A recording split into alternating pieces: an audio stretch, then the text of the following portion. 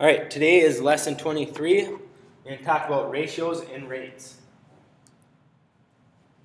Well, another joke for you. Why did the girl wear glasses during math class? See if you can figure it out, and I'll show you the answer tomorrow during class.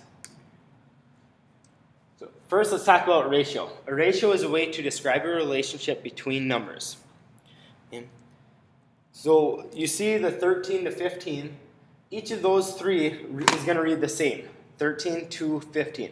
So whether it has the word 2 in between, it's 13 to 15. It has a colon in between, we still read it 13 to 15. The same thing if it's in fraction form. Read the first number to the second number. So it's 13 to 15. When writing a ratio in fraction form, we keep the following points in mind. First, we write the terms of the ratio in order we are asked to give them. So whatever number comes first, no matter what, that's going to be first, whether it's bigger or smaller than the second number. Okay? We write them in order of the way we are asked to give them. Okay? Second, we reduce ratios in the same manner as we reduce fractions. So if it can be reduced, we need to reduce it. And the third is that we're going to leave the fractions the ratios in fraction form. We do not write ratios as mixed numbers. So even if it's an improper fraction where the top number is bigger than the bottom number, we're going to leave it in that form. Okay? That's fine if the top number is bigger than the smaller number, because we need to leave it in the way we are asked to give them. So for example 1, it says, a team lost 3 games and won 7 games. What was the team's win-loss ratio? So the first thing we need to look at is where it says win-loss ratio. So it wants us to give them in order wins to losses. So they won 7 games, so that's what's going to go first. The losses, there was 3. So we read that 7 to 3. And we just leave it like that. That can't be reduced. We leave it as an improper fraction. Example 2 says, in a class of 28 students, there are 13 boys. What is the ratio of boys to girls in the class? So once again, we need to look at what they're asking. They're asking boys to girls. Okay, so I'm going to put boys on top, the girls on the bottom. And you'll find I like to write my ratios in fraction form just because it's easier to see if they need to be reduced. Okay, I suggest doing the same, but if you want to do it other ways, it's still correct. So, it says that there's 13 boys. So that's going on top. It doesn't say how many girls there are, so we need to figure it out given the information we have. There's 28 students, and if 13 of them are boys, that's going to leave us with 15 girls.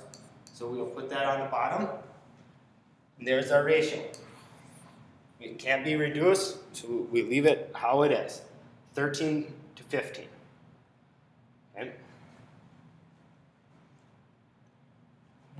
In this case, we don't need the labels because it's asking us what is the ratio of boys to girls. We don't need to say it's 13 boys to 15 girls. We can just say it's 13 to 15.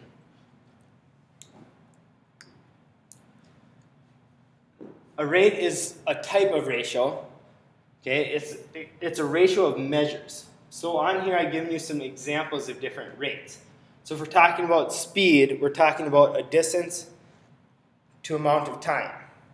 Okay, for example, we have 55 miles to 1 hour. Another way we say that is 55 miles per hour. So we're using, instead of the word to, when we're talking about rates, we're going to throw the word per in there. Okay, I'm sure a lot of you have talked about with your parents, well, how fast are you going? 55 miles per hour. That's a rate of speed. Okay, mileage, we hear a lot with cars. So that's distance per fuel used. So we have 28 miles per 1 gallon, or 28 miles per gallon. And then, like a unit price, like if we're buying, that's fruit. Fruit's typically per pound. So it's a price per quantity. So here, $2.89 per 1 pound, or $2.89 per pound. Okay? So rates are just ratios that are of measures.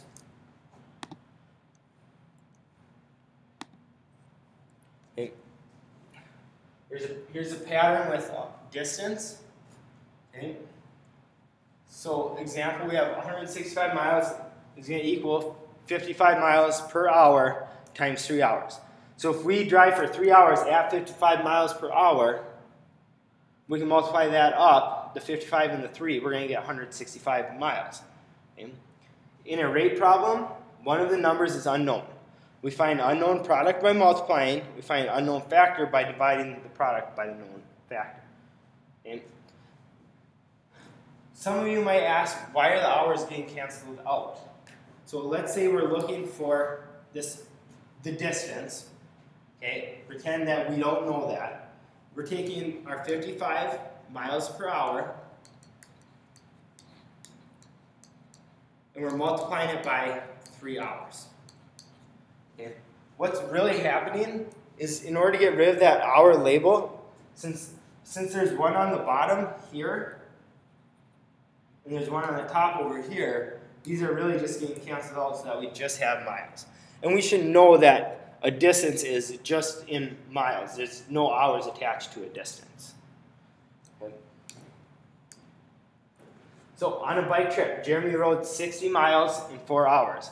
What was his average speed in miles per hour? So remember, the distance comes first. Then we have our rate times our time. Okay. Here the distance was 60, so we're going to put that over here. It's going to equal, we don't know this rate, but we do know that it's 4 hours. Okay. Thinking back to the beginning of the school year, finding an unknown, we know we need to take 60 and divide by 4. So we have 60 miles divided by 4 hours. Okay, so I have 60 divided by 4 is going to be 15. And our label is going to be miles per hour. So it also asks us to put it in that form, miles per hour. So our answer is going to be 15 miles per hour, which can be abbreviated MPH. Example 4, Mr. Moscow's car averages 32 miles per gallon on the highway. Predict how far you can expect to travel on a road trip using 10 gallons of fuel. Okay? So we're looking for the distance this time. We use darker color. Okay? We know that he 32 miles per gallon times the fuel that we used, which was 10 gallons, or what he's gonna use. Okay. So here, like I said, these gallons are just getting canceled out, and we should know that it's a distance, so it's just gonna be miles. We need to multiply our 32 times our 10, which would be 320, and our label was miles. So he can expect to travel 320 miles on those 10 gallons of fuel. So your assignment for tonight is to do the practice set. When you come to class tomorrow, we'll go through it and answer any questions you guys have, and then we'll get to work on our homework.